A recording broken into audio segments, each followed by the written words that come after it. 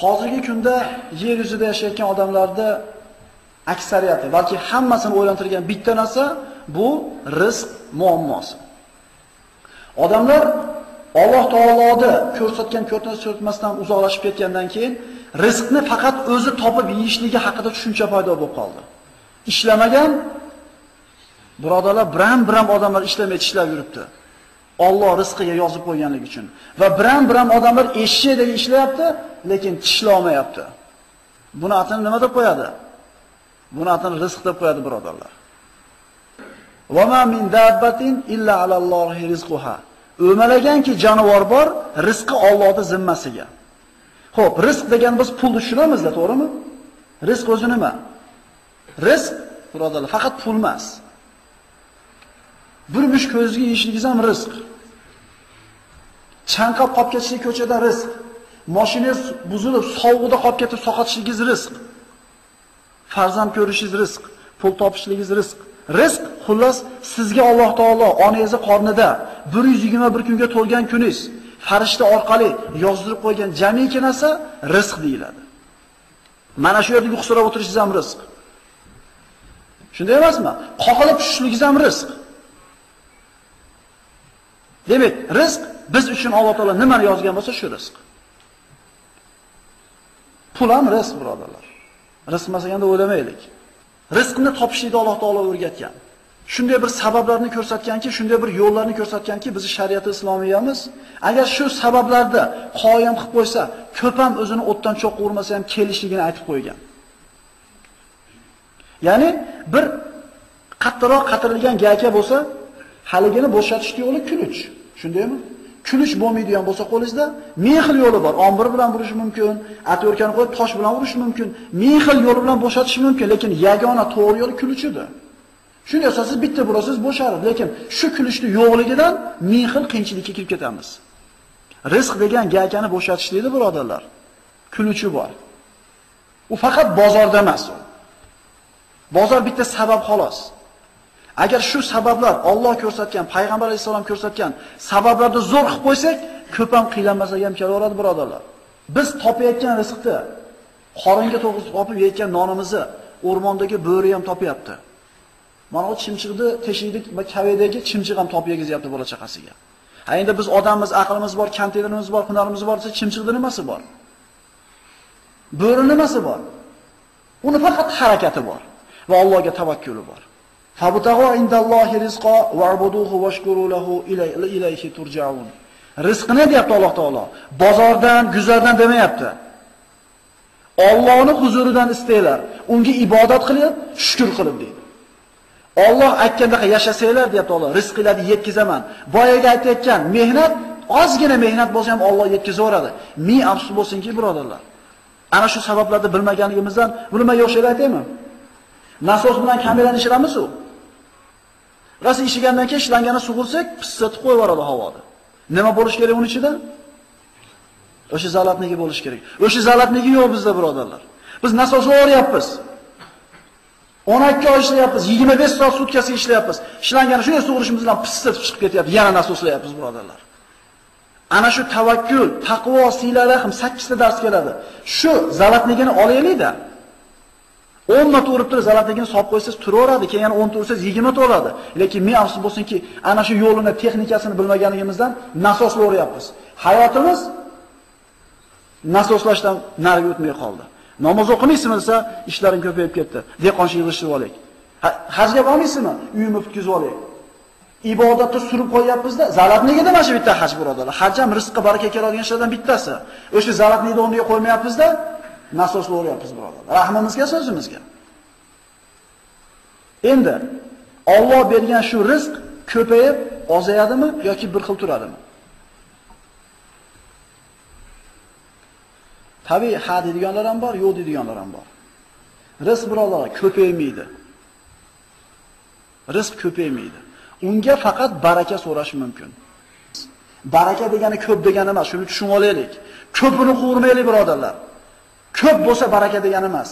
Baraka degani, agar misol bilan tushuntiradigan bo'lsak, bir inson chanqab keldi, odatda 1 litr suv ichsa chanqog'i qoladi. Uni normasi shunaqa edi. 1 litr suv ichsa chanqog'i qoladi. Endi agar Alloh taolo baraka bersa, 1 piyola suvga ham chanqog'i nima bo'ladi? Demak, baraka degani ko'p degan so'z ekanmi? Tatimli bo'lishligi degani. Tushunarlimi? Ko'p degani baraka degani emas. Ko'p ham yolg'on gapir 10 ta sotni 2 ta sotib qo'ying rost gapirib. Baraka shunda bo'ladi. Baraka nima? Bir qop un, 4 ta farzand, o'sha xotin, o'sha tandir, o'sha g'o'zapaya. O'sha bir qop un sizga 40 kunga yetar edi. Endi keyingi olgan o'sha uningiz endi 50 kunga yetdi. Nima, bir qop un ko'payib qolyaptimi? O'sha un, o'sha qo'l, o'sha tandir, o'sha g'o'zapaya, lekin qorinni to'yg'izishligi ziyodaroq bo'lyapti. Demak, ko'p degani emas bolalar. Tatimli bo'lishligi. Oyoq kiyim olasiz. Bitta birodar bilan bir xil olasiz, uniki tezroq tugadi, sizniki uzoqroq yetadi. Baraka shu ekan, birodarlar. Baraka degani ko'p degani emas ekan. Biz rizqimizga, birodarlar, baraka so'rashligimiz kerak bo'ladi. Tavakkul degani nima degani? Hayotda beg'am yashash mumkinmi? Aqli joyida odam. G'am qilmasdan yashash mumkinmi?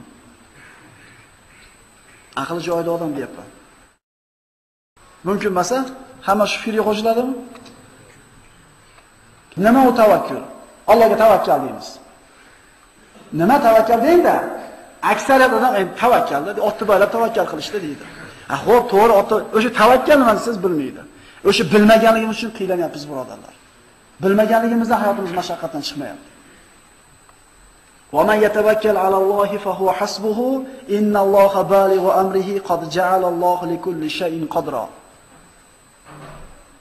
Kim Allohga tavakkul qilsa, bas bu kishining hisobi, bu kishining hamma muammolari Allohning zimmasiga bo'ladi. Tushunali bo'ldimi? Allohga tavakkul qilsa, tavakkul degani hamma g'am tashvishni yig'ishtirib egasiga topshirib qo'yasiz, g'am qiladigan joyingiz faqat Alloh desin. Agar sizlar deyapti Rasululloh, rosakamiga tavakkul qilishni bilganinglarda, sizlarni qorningizlarda Alloh taolo xuddi qushni qornini to'yg'izganda to'yg'izib qo'yadi deydi. 3 yil bo'ldi, 1 metr qor yog'di. Qushlar qirilib ketdi mochidan. 1 metrda o'yib kira olmasa bo'ladi. Butun yer yuzini bosdi, mana shu viloyatini bosdi deydi shu 1 metrlik qor. O'lib qoldimi qushlar? Qush albatta ertaman qonni och uchib chiqib ketar ekan, kechki payt albatta qonni to'q qaytar ekan. Bu mo'jiza bu, birodarlar. Boyatdan ularda konteyner yo'q qushlarda. Hunari, tijorati hech narsasi yo'q. Uni faqat qanoti bor. Shu sababda qanotda qoqib uchib chiqib ketadi, Alloh albatta beradi. Biz ham o'sha oyog'imizni bosib chiqamiz ko'chaga Allohga suyanib, Alloh albatta nima qiladi? Ana shu qushlarning rizqini bergan Alloh siz bilan bizga rizqimizni bermaydimi? Birodarlar, xotirjam bo'laylik. Mehnat qilaylik, harakat qilaylik, natija haqida g'am qilmaylik. Allohga tavakkul qilish bir baliqchiga o'xshaydi. Baliqchi to'rini qayg'iga soladi.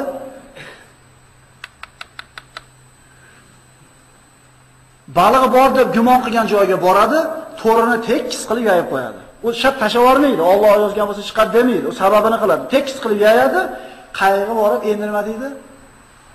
Allohga tavakkal qiling. Keyin tortadi. Chiqsa ham alhamdulillah, chiqmasa ham alhamdulillah. Siqilmaydi bugun chiqmadi, bugun yozmabdi-da.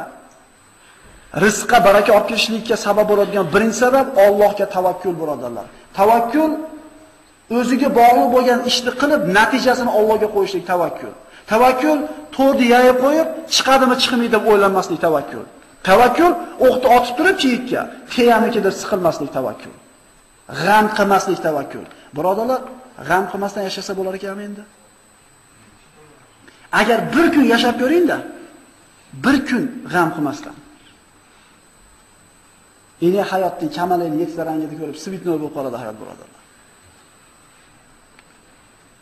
Hali gapiradigan gapimiz ko'p edi, lekin mana yarim soatim o'tib ketdi.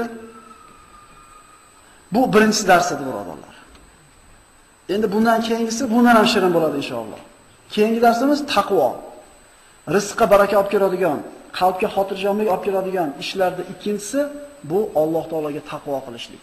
Inshaalloh ertaga bo'ladigan suhbatimizda mana shu haqida gaplashgan bo'lamiz. Assalomu alaykum va rahmatullohi va barakatuh.